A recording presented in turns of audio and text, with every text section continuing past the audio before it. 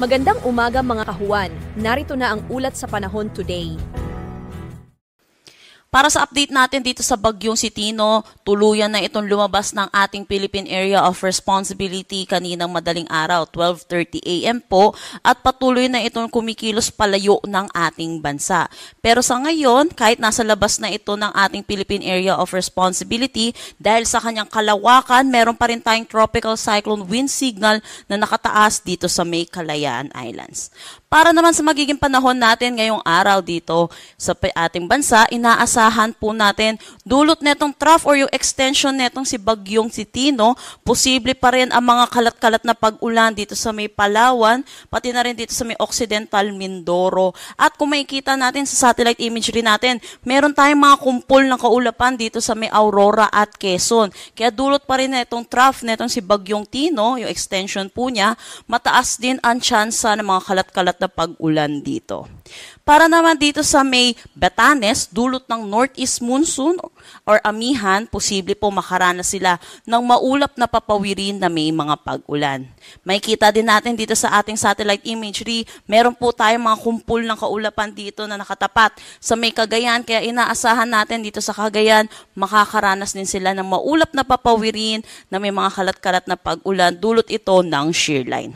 Para naman dito sa Metro Manila at malaking bahagi ng Visayas at Mindanao, makakaranas naman po tayo na maaliwalas na panahon, pero asahan din po natin yung mga localized thunderstorm pagdating sa hapon at sa gabi. Sa ngayon, wala pa naman pong direktang epekto itong bagyo sa labas ng ating Philippine Area of Responsibility.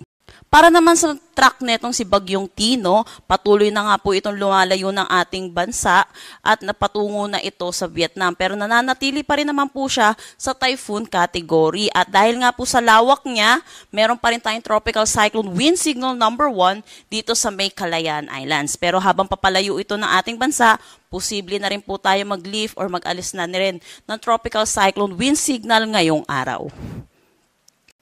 Update tayo dito sa binabantayan natin bagyo sa labas ng ating PAR. Sa ngayon po, nag-intensify ito kaninang 2 AM into a tropical storm category at meron na itong international name na Phuong Nguyen. Ito'y huling namataan sa layong 1,715 kilometers east ng northeastern Mindanao at may taglay na lakas na hangin na 65 kilometers per hour at pagbugso na umaabot ng 80 kilometers per hour. Ito'y kumikilos northwestward sa bilis na 20 kilometers per hour.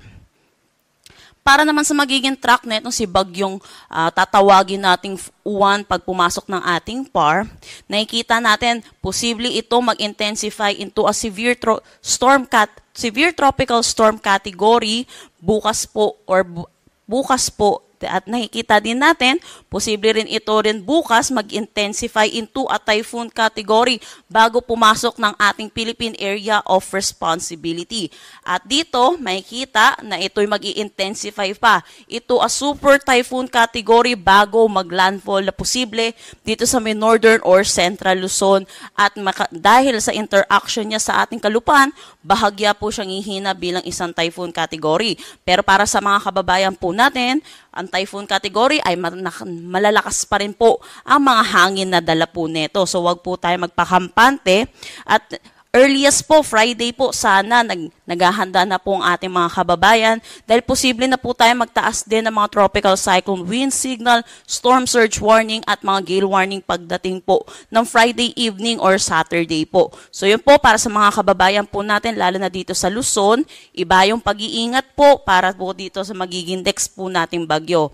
At sa mga kababayan po natin dito sa Kabisayaan, posible din po makaranas din po sila. Kung magiging malawak po itong bagyo po natin, posible po mahagip din po sila ng mga rain vans. So makakaranas din po sila ng mga kalat-kalat na pag-ulan at mga malalakas na bugso ng hangin.